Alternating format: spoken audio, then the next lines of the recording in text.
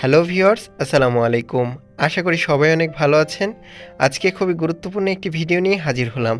আপনারা যারা লাউ চাষে উৎসাহী কিংবা লাউ চাষ করছেন তাদের জন্য আজকের ভিডিওটি খুবই কার্যকরী। আজকের ভিডিওতে কিছু ঘরোয়া উপাদান দিয়ে এমন একটি দ্রবণ তৈরি করে দেখাবো, সেটি খুবই কার্যকরী লাউ গাছের জন্য। এছাড়াও লাউ গাছে এমন কিছু কৌশল রয়েছে, যে কৌশলগুলো আপনি সঠিক নিয়মে প্রয়োগ করলে লাউ গাছের কড়া নষ্ট হবে না, এটি আপনি নিশ্চিত থাকুন। এছাড়াও কিছু ঘরোয়া উপাদান দিয়ে একটি গুরুত্বপূর্ণ সার তৈরি করে দেখাবো, যেটি একদমই ম্যাজিক্যাল। লাউ গাছে যাদের একেবারে লাউ আসে না কিংবা এরকম প্রচুর পরিমাণে পাতা হয়েছে কিন্তু দু একটি লাউ আসছে, তারা প্রয়োগ করবেন। এতে করে দেখতে পাবেন গাছ ভর্তি লাউ আসবে। হ্যাঁ ভিউয়ার্স, পুরো ভিডিওটি সেজন্য দেখতে হবে। চলুন শুরু করি। শুরুতে একটি পাত্র নিতে হবে। আমরা এখানে একটি মগ ব্যবহার করেছি। এবার এতে নিতে হবে পরিষ্কার পানি। কতটুকু পরিষ্কার পানি ব্যবহার করবেন? আপনারা 1 লিটার পরিমাণ পরিষ্কার পানি ব্যবহার করুন, যাতে করে সঠিক পরিমাপের দ্রবণ তৈরি করতে পারেন। এবার নিতে হবে যে কোনো শ্যাম্পু। আমি এখানে সানসিল্ক শ্যাম্পু ব্যবহার করেছি। আপনারা যে কোনো কোম্পানির শ্যাম্পু নিতে পারেন, কোনো সমস্যা নেই। তবে শ্যাম্পু ব্যবহারের ক্ষেত্রে অবশ্যই কিছু নিয়মকানুন রয়েছে। এই শ্যাম্পুতে থাকা উপাদান, যেগুলো পাতা স্প্রে করলে পাতার উপর একটা পিছলা লেয়ার তৈরি করে দেয়, অর্থাৎ পিচ্ছিল লেয়ার তৈরির জন্য গাছে পাতা কোঁকড়ানোর জন্য যে জাপ পোকা রয়েছে সেগুলোর আক্রমণ হয় না। তো কতটুকু ব্যবহার করবেন? এটি আপনারা 1 চামচ পরিমাণ ব্যবহার করতে পারেন, অর্থাৎ 1 লিটার পানির জন্য 1 চামচ শ্যাম্পুই যথেষ্ট। তো এই শ্যাম্পু আপনারা 1 চামচ নিয়ে পানির সাথে খুব ভালোভাবে কিছুক্ষণ মিশিয়ে ফেলুন। শুরুতেই সহজে মিশতে চাইবে না, বেশ কিছুক্ষণ এভাবে নাড়াচাড়া করে যেই দেখবেন ফেনা তৈরি হয়ে গেছে, তখনই বুঝে যাবেন যে এই শ্যাম্পুর একটি দ্রবণ তৈরি হয়ে গেছে। তো কিছুক্ষণ মেশানোর পর এটি কিন্তু আরও কিছু উপাদান মেশাতে হবে। এই যে দেখতে পাচ্ছেন, এটি হলো ইনো। আপনারা যে কোনো ফার্মেসির দোকানে এই ইনো পেয়ে যাবেন। তো এটি খুবই গুরুত্বপূর্ণ, হয়তো আপনারা জেনে থাকবেন। তবে এটি সরাসরি গাছে প্রয়োগ করলে অতটা কাজ হবে না। যদি এইভাবে দ্রবণ তৈরি করে দেন তাহলে খুবই ভালো কাজ করবে। এটি কতটুকু ব্যবহার করবেন? হাফ চামচ পরিমাণ 1 লিটার পানির জন্যই যথেষ্ট, অর্থাৎ হাফ টি স্পুন। এবার পুনরায় খুব ভালোভাবে নাড়াচাড়া করে দিন, যাতে দ্রবণের সাথে খুব সহজে মিশে যায়। এভাবে কিছুক্ষণ নাড়াচাড়া করা হয়ে গেলে এর সাথে আরও একটি উপাদান মেশাতে হবে, যাতে এটি স্ট্রং হয়। এজন্য দিতে হবে হাফ চামচ পরিমাণ হলুদের গুঁড়া, অর্থাৎ হাফ টি স্পুন পরিমাণ হলুদের গুঁড়া বা টারমারিক পাউডার, যাই বলুন না কেন। তো এটি দিলে কি হবে, যে কোনো ছত্রাকের উপদ্রব কম হবে। এছাড়াও যে পোকামাকড় রয়েছে সেটি পুনরায় সেখানে আক্রমণ করবে না। তো এভাবে খুব সুন্দর করে আবার কিছুক্ষণ নাড়াচাড়া করে নিন, যাতে হলুদের গুঁড়া খুব ভালোভাবে এই দ্রবণের সাথে মিশে যায়। এবার এই দ্রবণটা বেশ কিছুদিন সংরক্ষণের জন্য এর সাথে মেশাতে হবে লেবু। আপনারা 1 ফালটি যে কোনো লেবু ব্যবহার করবেন। এক্ষেত্রে আমরা যে লেবুটি ব্যবহার করেছি সেটি হলো কাগজি লেবু। আপনারা এই কাগজি লেবু ব্যবহার করতে পারেন। আর যাদের লেবু নেই তারা অবশ্যই ভিনেগার ব্যবহার করবেন। অনেকে বুঝতে পারছেন না, এই যে দেখিয়ে দিচ্ছি, ঠিক এরকম মাঝারি আকৃতির কাগজি লেবু ব্যবহার করতে পারেন। এবং এই কাগজি লেবু থেকে 1 অংশ এর মধ্যে চিপে দিতে হবে। কতটুকু দেবেন? অবশ্যই 1 চামচ পরিমাণ চিপে দিতে হবে। 1 টেবিল চামচ পরিমাণ অবশ্যই ব্যবহার করবেন। এর বেশি পড়ে গেলেও কোনো সমস্যা নেই। তবে 1 লিটার পানির জন্য 1 টেবিল চামচই যথেষ্ট। এবার খুব ভালোভাবে এটাকে নাড়াচাড়া করে নিতে হবে। অনেকে বলতে পারেন লেবু, ভিনেগার এগুলো না দিলে হবে না। হ্যাঁ ভিউয়ার্স, আপনি যদি ইনস্ট্যান্ট তৈরি করেন এটি দেওয়ার দরকার নেই।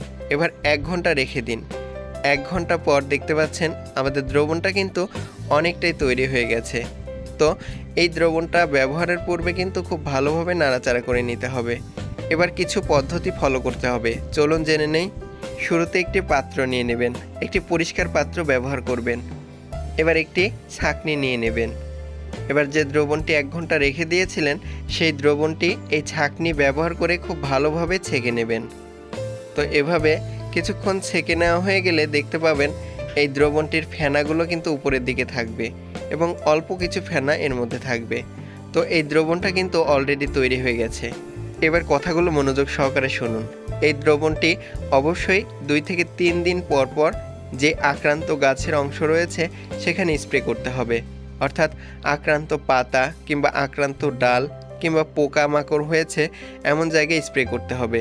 কিভাবে করবেন, একটি স্প্রেয়ার বোতলে খুব ভালোভাবে এটিকে ভরে নেবেন। এটি ভরে নেওয়া হয়ে গেলে একটি হ্যান্ড স্প্রেয়ার লাগিয়ে এটি অবশ্যই গাছে স্প্রে করে দেবেন। হ্যান্ড স্প্রেয়ার না থাকলে আপনারা ছিটিয়েও সেখানে স্প্রে করতে পারেন। এতে করে আপনাদের লাউ গাছের প্রত্যেকটা জালি বা কড়া টিকে যাবে, আমি গ্যারেন্টি দিলাম। কেননা এতে করে মাছি পোকার উপদ্রব অনেকটাই কমে যাবে। মাছি পোকা ঠিক এরকম দেখতে, এটাই মাছি পোকা। এছাড়াও এটি নিয়ন্ত্রণ করার আরেকটি পদ্ধতি রয়েছে, সেটি হলো হ্যান্ড পলিনেশন করিয়ে দিয়ে ঠিক এভাবে আলতো করে পলিথিন কাগজ দিয়ে বেঁধে দেবেন 3 থেকে 4 দিন। দেখতে পাবেন এতে করেও দেখা যাবে গাছে এরকম নষ্ট হয়ে যাওয়া অর্থাৎ জালি পচে যাওয়ার সমস্যা একেবারে থাকছে না। হ্যাঁ ভিউয়ার্স, এই পদ্ধতি অবশ্যই আপনারা অনুসরণ করবেন, দেখবেন আপনারা অবশ্যই সফল হবেন। সুপ্রিয় দর্শক, লাউ গাছেও কিন্তু এখন ফুল আসার পাশাপাশি লেবু গাছে ফুল আসার মৌসুম চলে এসেছে। এজন্য আপনারা দিতে পারেন ফ্লোরা। এটি খুবই কার্যকরী। এটি গাছে যদি স্প্রে করতে পারেন ঠিকমতো, দেখতে পাবেন লাউ গাছে প্রচুর জালি আসছে, এমনকি যে কোনো গাছে প্রচুর পরিমাণে ফুল আসবে। এছাড়াও আপনারা অবশ্যই লাউ গাছের কড়া বা জালি নষ্টর হাত থেকে রক্ষা করতে ঠিক এভাবে হ্যান্ড পলিনেশন করাবেন, অর্থাৎ পরাগধানী, অর্থাৎ পুরুষ ফুলের পরাগধানী নিয়ে স্ত্রী ফুলের গর্ভমুণ্ডে এরকম ঘষে দিন। একটি পরাগধানী দিয়ে 10টি ফুলের পরাগায়ন করতে পারেন। এতে করে দেখবেন লাউ গাছের লাউগুলো টিকে যাচ্ছে। এছাড়াও আপনারা যদি এই পিজিআর অর্থাৎ ফ্লোরা গাছে স্প্রে করতে পারেন, লাউ গাছের বৃদ্ধি যেমন ভালো হবে এবং প্রচুর পরিমাণে লাউ আসবে দ্রুত সময়ের মধ্যে, আমি গ্যারেন্টি দিলাম। এছাড়া অবশ্যই আপনারা জৈব পদ্ধতি ব্যবহার করবেন। এতে করে কম্পোস্ট ব্যবহার করার চেষ্টা করবেন। কম্পোস্ট ব্যবহার করলে অন্য সার দরকারই হবে না। এছাড়াও আপনারা চাইলে পাতা পচা সার কিংবা এরকম পাতা দিয়ে সার তৈরি করতে পারেন।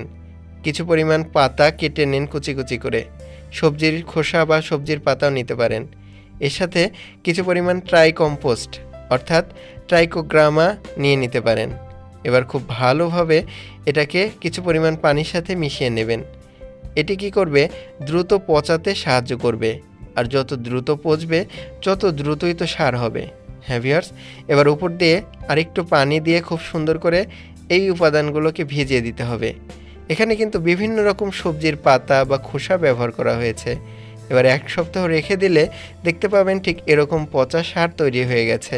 দেখতে পাচ্ছেন, এটি কিন্তু খুবই কার্যকরী। এটি কম্পোস্টের মতোই বেশ ভালো এবং দ্রুত কার্যকরী একটি সার, এবং এটি গাছে দিলে দেখা যাবে যে অন্যান্য সার খুব কম দিতে হচ্ছে। ধন্যবাদ সবাইকে।